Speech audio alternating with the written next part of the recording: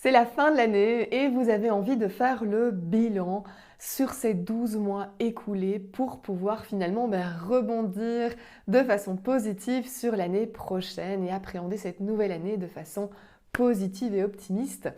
Je vous propose 7 étapes essentielles pour construire un bilan qui soit réfléchi, qui soit structuré et en même temps qui soit inspirant pour entamer cette nouvelle année.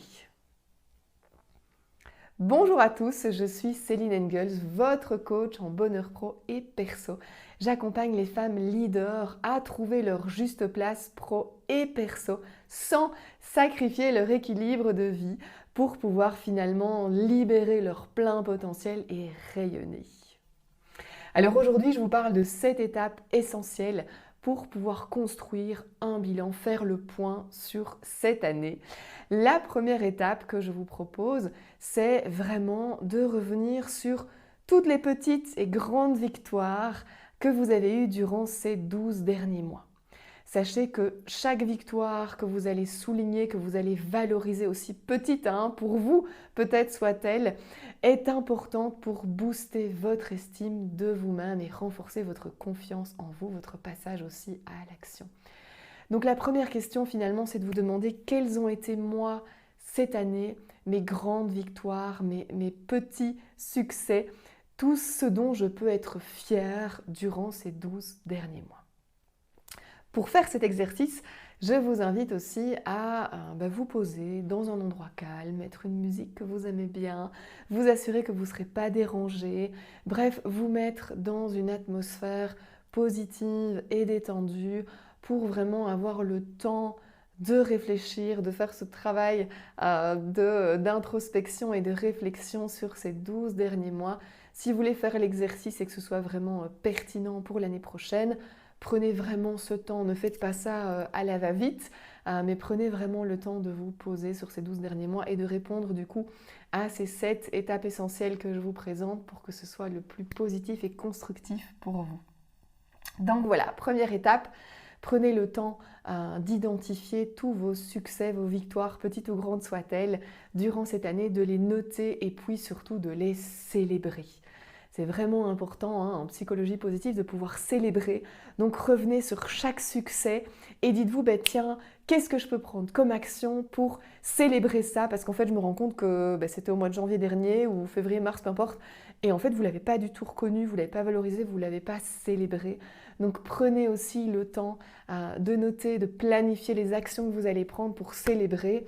Ou alors, faites-le tout de suite là, pendant que vous faites l'exercice en disant, bravo. Je suis fière de moi, j'ai fait ça, vous l'écrivez, vous le dites à haute voix. En tout cas, vous l'ancrez et vous vous félicitez pour ce que vous avez accompli, grande ou petite victoire, durant cette année. La deuxième étape, c'est finalement qu'est-ce que vous avez appris ?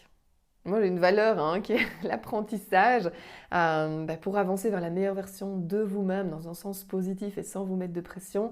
C'est vraiment de pouvoir chaque fois vous améliorer et de tirer des leçons de ce qui vous est arrivé. Donc cette deuxième étape, c'est de reparcourir cette année écoulée et de vous dire au travers des obstacles, des freins que j'ai eus, des difficultés que j'ai rencontrées, quelles ont finalement été les leçons que j'ai tirées de ça ? Quels ont été les apprentissages, quels sont peut-être des feedbacks que vous avez reçus qui vous ont fait grandir. Voilà, toutes ces expériences de vie durant ces 12 derniers mois, mais qui vous ont permis de grandir. Voilà, prenez le temps aussi de réfléchir à ça. Qu'est-ce que vous avez appris sur vous au niveau pro, au niveau perso, quelles sont les compétences du coup que vous avez peut-être aussi développées. Donc ici, l'apprentissage, c'est vraiment large, tant au travers des défis qu'au travers finalement des challenges positifs que vous avez rencontrés, des compétences, des formations que vous avez suivies, qui finalement vous ont encore plus développé. La troisième étape, c'est d'être reconnaissant pour cette année écoulée. Et donc la question c'est, pour qui ou pourquoi finalement pouvez-vous être reconnaissant ? De quoi pouvez-vous être reconnaissant durant cette année ?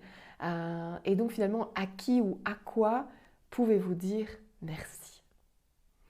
Je rappelle que la gratitude, c'est un élément phare en psychologie positive, parce que la gratitude, les études ont montré que quand on est dans la gratitude, quand on remercie, quand on est reconnaissant, on augmente notre sensation de bien-être, on a de meilleures relations avec les autres et aussi on a vraiment ce sentiment de bonheur qui est plus grand, cette résilience du coup face aux obstacles qui est beaucoup plus forte.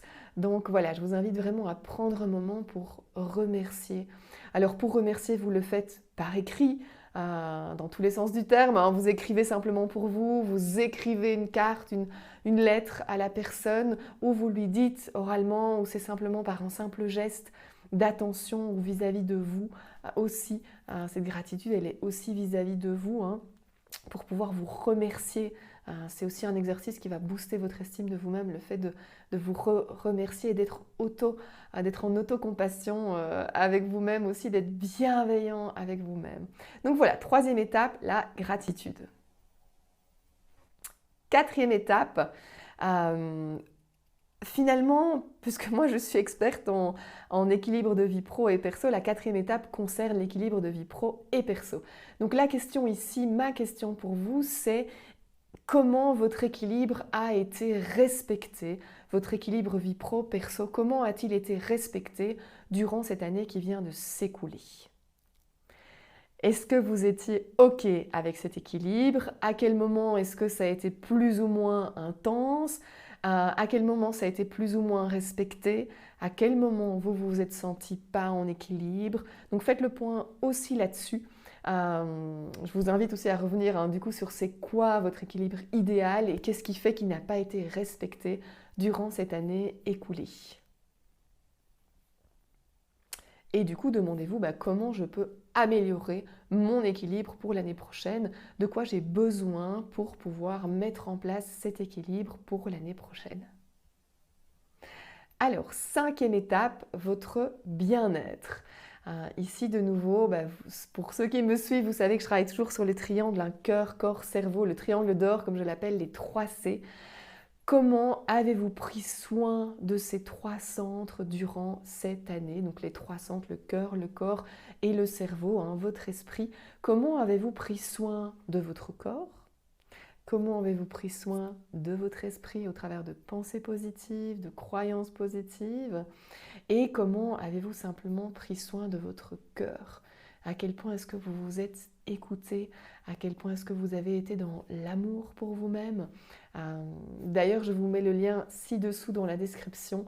J'ai une vidéo qui explique comment se donner davantage d'amour, comment être davantage comment cultiver l'amour de soi au quotidien. Donc je vous invite à aller regarder cette vidéo si vous ne savez pas comment vous donner plus d'amour. Donc voilà, faites le point ici sur votre bien-être global, cœur, corps, cerveau. Et de nouveau, demandez-vous, qu'est-ce que j'ai le plus soutenu, entretenu? Est-ce que c'est mon corps? Est-ce que c'est mon cœur? Est-ce que c'est mon esprit? Pourquoi? Et du coup, comment vous pouvez aussi rééquilibrer ces 3 aspects-là? Comment vous pouvez davantage être dans un état d'esprit positif? Comment vous pouvez davantage vous donner de l'amour et être dans l'amour de soi aussi, de façon saine et positive?